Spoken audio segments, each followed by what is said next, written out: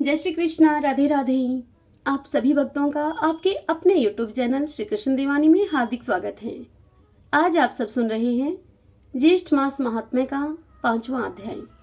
सर्वप्रथम भगवान का स्मरण करते हुए आप सभी मेरे साथ बोलिए।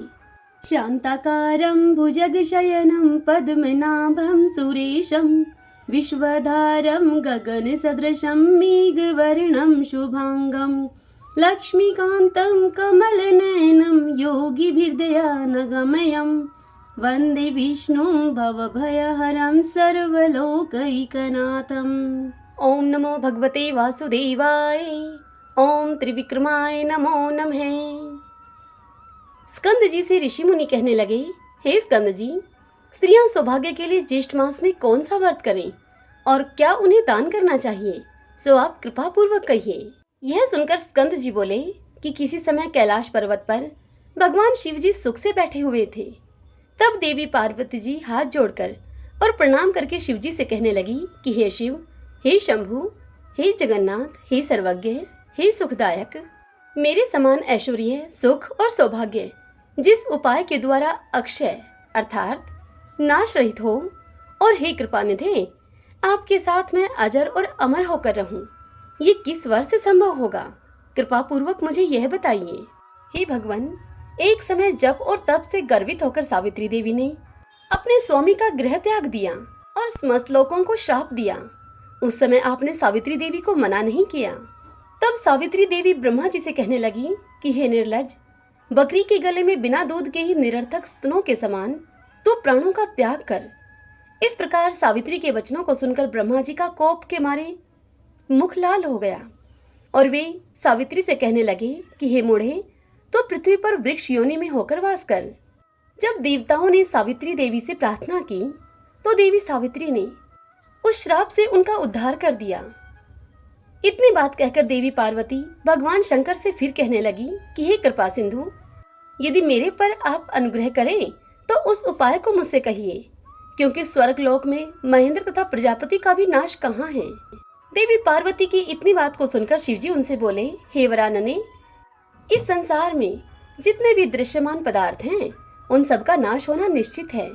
फिर भी तुम्हारी भक्ति के वशीभूत होकर मैं तुमसे वह उपाय कहूंगा। हे भद्रे, ज्येष्ठ माह के शुक्ल पक्ष की तृतीया को स्नान करके नियम में तत्पर रहकर यतन पूर्वक श्रेष्ठ रंभा व्रत को करना चाहिए। शंकर भगवान की यह बात सुनकर देवी पार्वती उनसे फिर कहने लगी, हे प्रभु, यह रंभा कौन है और रंभा व्रत कैसे किया जाता है?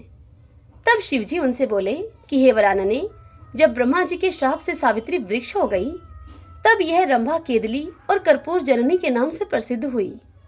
जब ऐसा हुआ तब क्रोध से संतप्त होकर सावित्री अपने पिता के आदेश से ज्येष्ठ मास में स्नान दान आदि 5 वर्ष तक किया। तब ब्रह्मा जी प्रसन्न हो गए उन पर और ज्येष्ठ माह के शुक्ल पक्ष की तृतीया को सावित्री के सामने प्रकट होकर ब्रह्मा जी ने पृथ्वी के बहुत से दुर्लभ वरदान सावित्री देवी को दिए। वह कौन से वरदान थे, हे देवी पार्वती, वह तुम अब सुनो।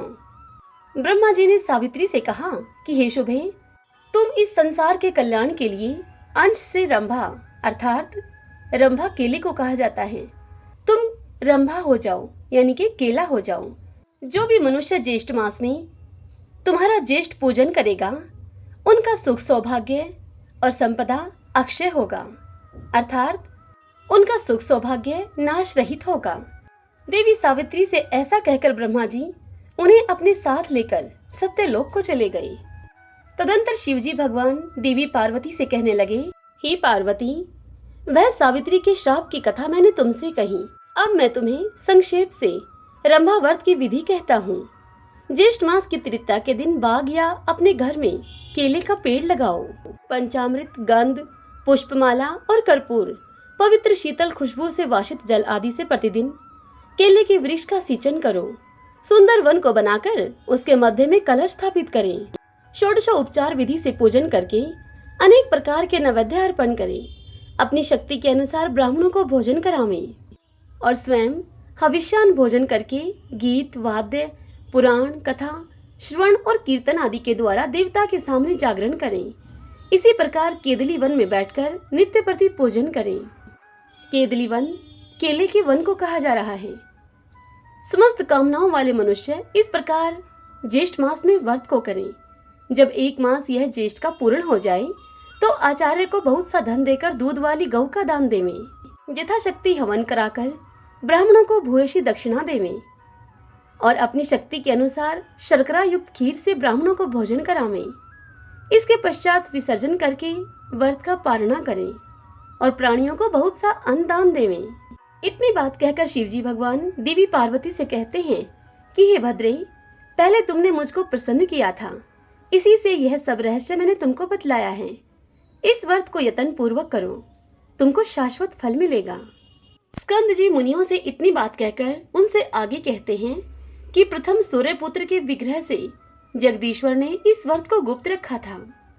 उस पवित्र व्रत को जगत के गुरु श्री शंकर भगवान ने दीनों पर कृपा करके श्री पार्वती जी से इस व्रत के विषय में कहा। इति श्री ज्येष्ठ मास महात्म्य रंभा व्रत वर्णन महात्म्य 5म अध्याय संपूर्ण। ओम नमो भगवते वासुदेवाय, ओम त्रिविक्रमाय नमो नमः। आइए भगतजनों, अब हम श्री अयोध्या महात्म्य का श्रवण करते हैं। सभी बोलिए जय जय सिया राम, जय हनुमान। आज की कथा में हम श्री राम के परम धाम गमन की कथा का श्रवण करेंगे और इसी के साथ सुनेंगे गोप्रतार तीर्थ की महिमा, श्री रोधक तीर्थ, बृहस्पति कुंड और रुक्मणी आदि कुंडों का महात्म्य श्रवण करेंगे। भगतजनों, इन तीर्थों में यदि आप न भी जा पाएं और इन तीर्थों के महात्म्य की कथा का श्रवण करें तो भी आपको अनंत फल की प्राप्ति होती है। सरयू और घाघरा के संगम में 10 कोटि सहस्त्र तथा 10 कोटि तीर्थ हैं। वो संगम के जल में स्नान करके एकाग्रचित होकर देवताओं और पितरों का तर्पण करें और अपनी शक्ति के अनुसार दान दें। फिर वैष्णव मंत्र से हवन करके पवित्र होवें। अमावस्या पूर्णिमा दोनों द्वादशी की तिथि, आयन और व्यतिपात योग आने पर संगम में किया हुआ स्नान विष्णु लोक को प्रदान करने वाला है। विष्णु भगत पुरुष भगवान विष्णु की पूजा करके उन्हीं की लीला कथा का श्रवण करते हुए विष्णु प्रीतिकारक गीत, वाद, नृत्य तथा पुण्यमयी कथा वार्ता के द्वारा रात्रि में जागरण करें।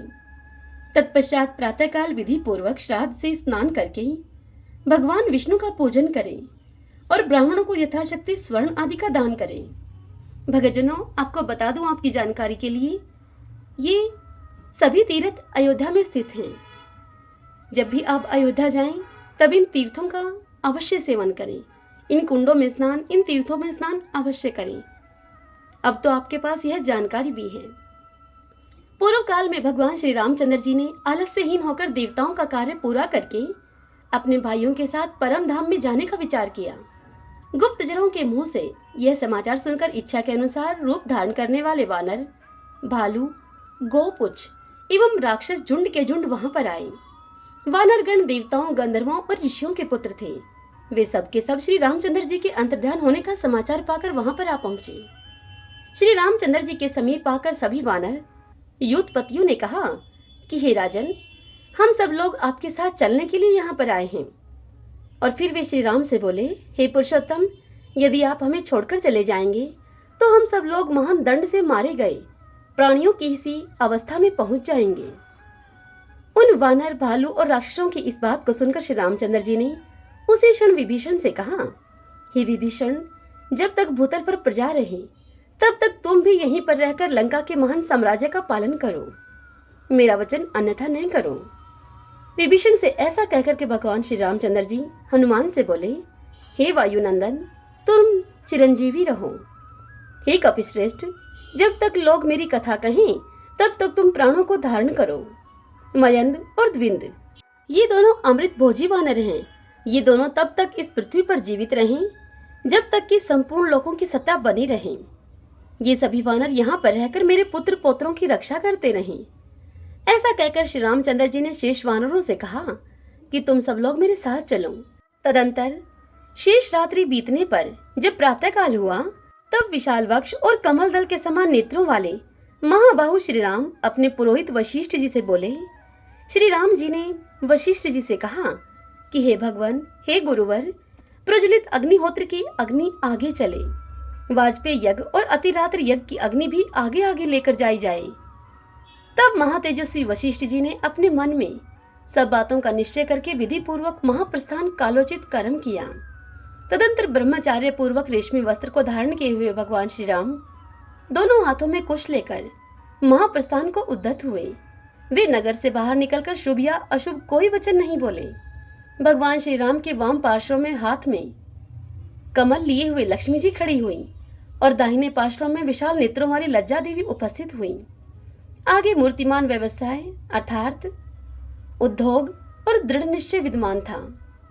धनुष, प्रत्यंचा और बाण आदि नाना प्रकार के अस्त्र शस्त्र पुरुष शरीर धारण करके भगवान के पीछे पीछे चले।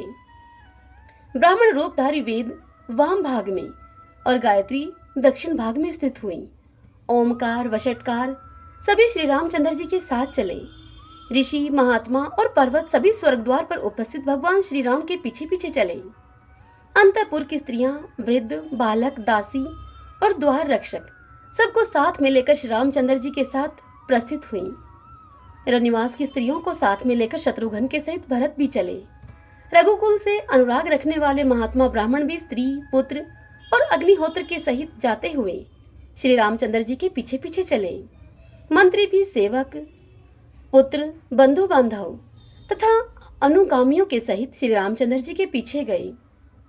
भगवान के गुणों से सतत प्रसन्न रहने वाली अयोध्या की सारी प्रजा हष्ट पुष्ट मनुष्यों से घिरी हुई श्री रामचंद्र जी का अनुगमन करने के लिए घर से चल दी। उस समय वहां कोई दीन, भयभीत अथवा दुखी नहीं था। सभी वहां हर्ष और आनंद में मगन थे। अयोध्या में उस समय कोई अत्यंत सूक्ष्म प्राणी भी ऐसा नहीं था जो कि स्वर्ग द्वार के समीप खड़े हुए श्री रामचंद्र जी के पीछे न गया हो। वहां से आधा योजन दक्षिण जाकर भगवान पश्चिम की ओर मुख करके चलने लगे। आगे जाकर श्री रघुनाथ जी ने पुण्य सलीला सरयू का दर्शन किया। उस समय सब देवताओं तथा महात्मा ऋषियों से घिरे हुए लोक पितामह ब्रह्मा जी श्री रामचंद्र जी के समीप आए। उनके साथ 100 कोटि दिव्य विमान भी थे। वे उस समय आकाश को सब ओर से तेजोमय एवं प्रकाशित कर रहे थे। वहां परम पवित्र, सुगंधित एवं सुखदायिनी वायु चलने लगी। श्री रामचंद्र जी ने अपने चरणों से सरयू जी के जल का स्पर्श किया। तदंतर ब्रह्मा जी देवताओं के साथ श्री रामचंद्र जी की स्तुति करने लगे। स्तुति करते हुए ब्रह्मा जी कहने लगे कि हे देव, आप समस्त लोकों के पति हैं। आपके स्वरूप को कोई नहीं जानता। हे विशाल लोचन, आप अचिंत्य एवं अविनाशी ब्रह्मा रूप हैं। हे महावीर्य, आप अपने जिस दिव्य स्वरूप को ग्रहण करना चाहें वह ग्रहण करें। ब्रह्मा जी के ऐसा कहने पर भगवान श्री राम ने अपने बाहियों के सहित दिव्य वैष्णव तेज में शरीर प्रवेश किया। तत्पश्चात सुरश्रेष्ठ भगवान विष्णु का सब देवताओं ने पूजन किया। देवताओं का मनोरथ अब पूर्ण हुआ था, इसलिए वे सब बहुत प्रसन्न थे। उस समय महातेजस्वी भगवान विष्णु ने पितामह ब्रह्मा जी से कहा, हे सुवर्त, इस जन समुदाय को तुम्हें उत्तम लोक देना चाहिए। भगवान का यह आदेश पाकर सर्वलोकेश्वर ब्रह्मा जी ने कहा कि वे समस्त मानव सांतानिक लोक में निवास करें। स्वर्ग द्वार तीर्थ में श्री रामचंद्र जी का चिंतन करते हुए जो प्राण त्याग करता है वह परम उत्तम सांतनिक लोक को प्राप्त होता है। सांतनिक लोक मेरे लोक से भी ऊपर है। वानर आदि में से जो जिस देवता के अंश थे वे उसी में मिलेंगे। सूर्यपुत्र सुग्रीव सूर्यमंडल में चले जाएंगे। ऋषि, नाग और यक्ष सभी अपने अपने कारण को प्राप्त होंगे। देवेश्वर ब्रह्मा जी के ऐसा कहने पर गोप्रतार तीर्थ में उपस्थित जल सरयू को प्राप्त हुआ। तत्पश्चात वहां सरयू जल परिपूर्ण हो गया। फिर तो सभी ने जल में डुबकी लगाई और हर्षपूर्वक प्राण त्याग करके मनुष्य शरीर को त्याग दिया और विमानों पर बैठकर दिव्य लोक को प्रस्थान किया। पशु पक्षी आदि की योनि में जो जीव थे वे भी सरयू में प्रवेश करके शरीर त्याग करके दिव्य रूपधारी हो गए। इसी प्रकार अन्य चराचर प्राणी भी उत्तम शरीर को पाकर देवलोक अर्थात सांतानिक में गए। भगवान श्री राम देवताओं के साथ परम धाम को गए। अतः सबको तारने वाला वह तीर्थ गोप्रतार के नाम से प्रसिद्ध हुआ। गोप्रतार तीर्थ में उत्तम मोक्ष प्राप्त होता है। गोप्रतार तीर्थ में निसंदेह भगवान विष्णु स्थित हैं। उस तीर्थ में जो स्नान करता है वह निश्चय ही योगियों के लिए भी दुर्लभ परम धाम को प्राप्त होता है। जितेंद्रिय मनुष्यों को वहां पर विशेष रूप से कार्तिक की पूर्णिमा में स्नान करना चाहिए। नियम पूर्वक व्रत पालन करने वाले श्रद्धालु पुरुषों को भगवान विष्णु के उद्देश्य से वहां पर स्नान पूर्वक ब्राह्मणों का विशेष रूप से पूजन करना चाहिए तथा श्री हरि की प्राप्ति के लिए बड़ी भक्ति के साथ नाना प्रकार के अन्न, स्वर्ण और भांति भांति के वस्त्र दान करना चाहिए।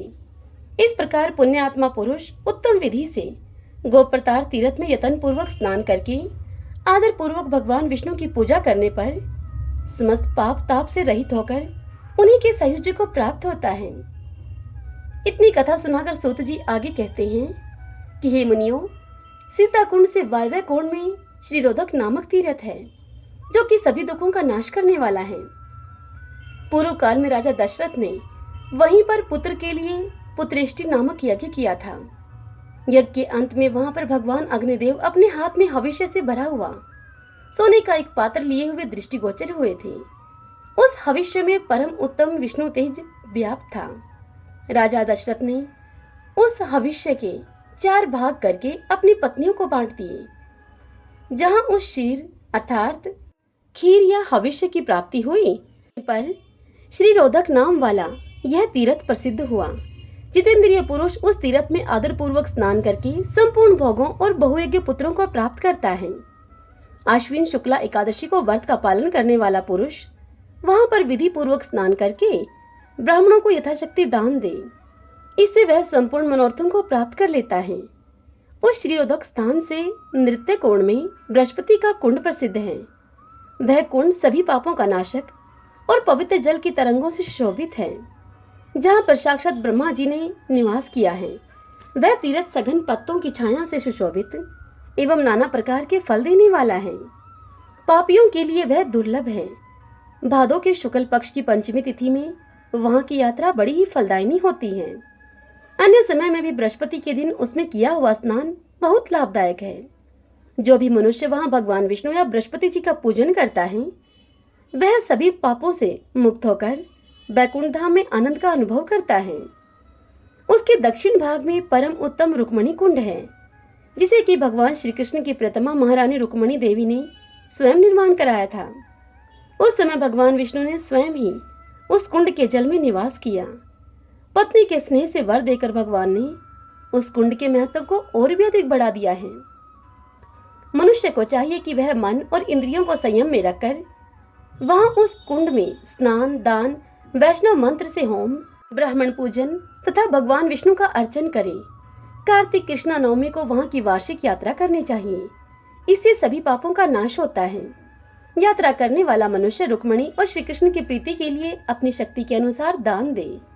वहां शंख, चक्र, गदा एवं पद्म धारण करने वाले भगवान लक्ष्मीपति का इस प्रकार से ध्यान करना चाहिए। अपने मन के नेत्रों से इस प्रकार देखे कि भगवान के श्रीअंगों में पीताम्बर शोभा पा रहा है। वे वनमाला पहने हुए हैं और नारद आदि ऋषि उनकी स्तुति करते हैं। उनके मस्तक पर मुकुट शोभा पा रहा है तथा वे इंद्रिय नीलमणि आदि दिव्य रत्नों के आभूषणों से विभूषित हैं। वक्षस्थल में कौस्तुभ मणि प्रकाशित हो रही है, जो कि समस्त कामनाओं एवं फल की प्राप्ति कराने वाली है। भगवान की अंग कांति अलसी के फूल की भांति श्याम है।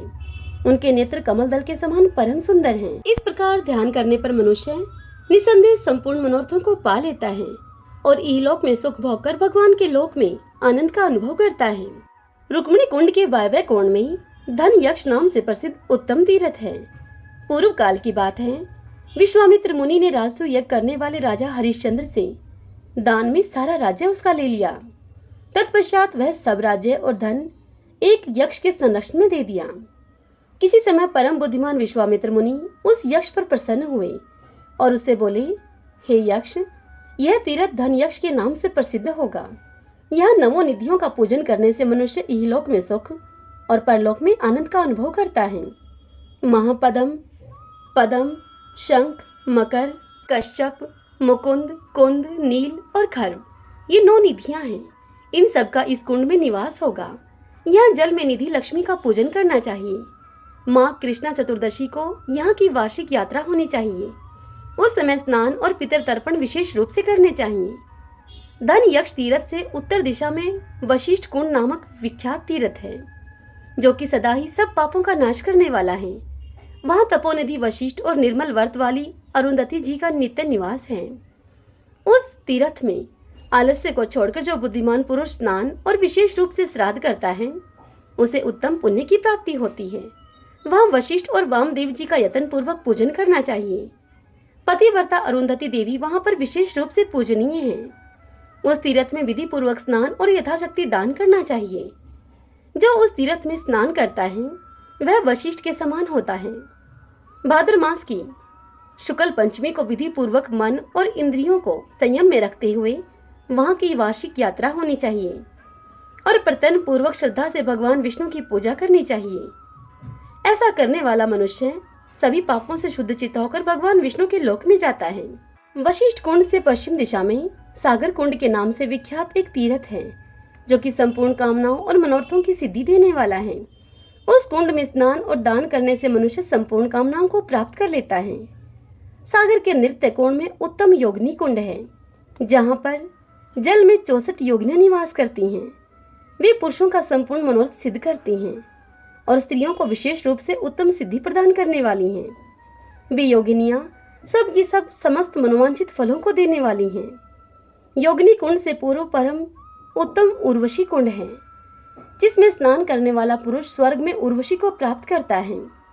यहाँ इस कुंड में स्नान करके मनुष्यों को भगवान विष्णु का पूजन करना चाहिए। ऐसा करने वाला विद्वान मनुष्य सदा भी विष्णुलोक में निवास करता है। वह स्त्री हो या पुरुष सभी मनोरथों को पाता है। उर्वशी कुंड के दक्षिण भाग में उत्तम घोषार कुंड है जो कि सब पापों का नाश करने वाला है।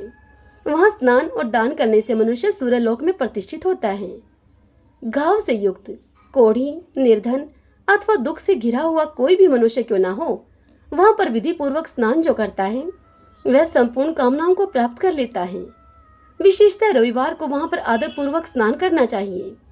रविवार के साथ यदि सप्तमी तिथि का भी योग हो तो वहां का स्नान बहुत ही फलदायक होता है। एक समय घोष नाम के एक राजा ने उस तीर्थ में स्नान और संध्या करते हुए मुनियों को देखा। तब उसने भी विधि पूर्वक आचमन करके वहां स्नान किया। स्नान करते ही राजा का दिव्य शरीर हो गया। उनका मन आनंद से परिपूर्ण हो गया। तब वहां ठहरे हुए मुनियों से उस राजा ने उस तीर्थ की महिमा जानी और फिर राजा ने सूर्यदेव की प्रसन्नता के लिए सूर्यदेव की स्तुति की। स्तुति करते हुए राजा बोले, हे देव देवेश्वर, हे भगवान सूर्य, आपका स्वरूप सच्चिदानंदमय है। आपको मेरा नमस्कार है। आप संपूर्ण जगत को उत्पन्न करने वाले तथा जगत को आनंद देने वाले सूर्यदेव को नमस्कार है। आप प्रभा के निकेतन तथा दिव्य रूपधारी हैं। तीनों वेद आपके ही स्वरूप हैं। आपको मेरा नमस्कार है। योग की ज्ञाता एवं सत्य स्वरूप आप भगवान विवस्वान को मेरा नमस्कार है। आप सबसे परे हैं, परमेश्वर हैं तथा त्रिलोकी का अंधकार नष्ट करने वाले हैं।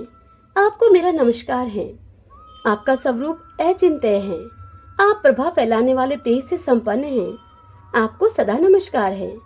आप योग प्रिय, योग स्वरूप और योगज्ञ हैं। आपको सदैव नमस्कार है। आप ओमकार रूप व षटकार स्वरूप और ज्ञान रूप हैं। आपको नमस्कार है। यज्ञ, यजमान, हविष्य तथा ऋत्विज सब कुछ आप हैं। आपको नमस्कार है। आप संपूर्ण रोगों के नाशक, आत्म स्वरूप तथा कमलों को आनंद प्रदान करने वाले हैं। आपको नमस्कार है। आप अत्यंत कोमल और अतिशय तीक्ष्ण हैं। संपूर्ण देवताओं का पालन करने वाले आपको नमस्कार है। आप यज्ञ भोक्ता, भक्त रक्षक तथा प्रिय स्वरूप हैं। आपको नमस्कार है। आप निरंतर प्रकाश देने वाले और समस्त लोगों के हितकारी हैं। आपको नमस्कार है। मैं आपके चरणों में प्रणाम करने वाला शरणागत भक्त हूँ। हे प्रभु, आप मुझ पर प्रसन्न होइए। इस प्रकार भगवान सूर्य की स्तुति करते हुए अपने भक्त राजा घोष पर भगवान सूर्य प्रसन्न हो गए और भक्त का प्रिय करने की इच्छा से सहसा वहां पर प्रकट होकर उनसे बोले। सूर्यदेव राजा से बोले कि राजेंद्र, तुमने जो यह सत्वन किया है, इससे जो मनुष्य पढ़ेंगे उन मनुष्यों पर मैं प्रसन्न होकर मैं उनके सब मनोरथों को पूर्ण करूंगा। यह स्थान आज से इस पृथ्वी पर तुम्हारे ही नाम से विख्यात होगा। जो यहाँ पर स्नान करेगा वह अपनी संपूर्ण कामनाओं को प्राप्त कर लेगा। इस प्रकार वरदान देकर भगवान सूर्यदेव अंतर्ध्यान हो गए। राजा ने भगवान सूर्य के शरीर से प्रकट हुई दिव्य सूर्य मूर्ति लेकर वहां उसको स्थापित किया और स्वयं ही उसकी पूजा की। अतः राजा घोष के नाम पर उस तीर्थ का नाम घोषार कुंड हुआ। हरि ओम तत्सत। ओम नमो भगवते वासुदेवाय।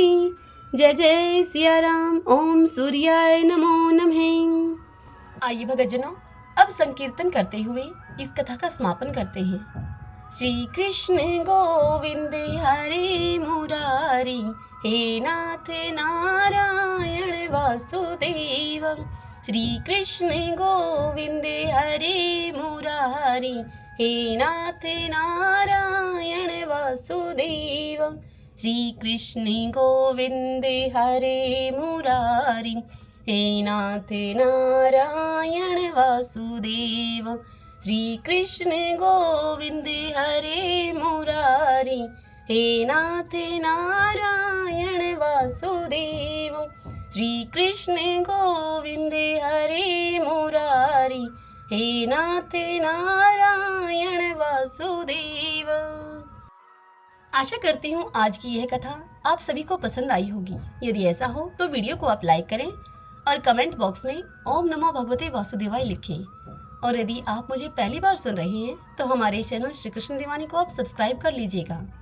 बेल आइकन के बटन को भी हिट कर लीजिएगा ताकि हमारे आने वाले सभी नए वीडियोस की जानकारी सबसे पहले आप तक पहुंच सके।